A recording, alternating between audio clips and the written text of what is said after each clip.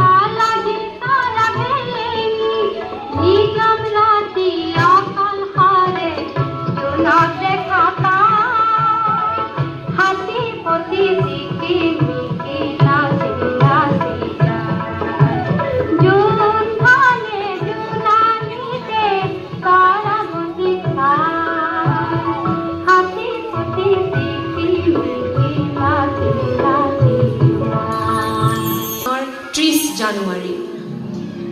এক মাহিম দৃশ্য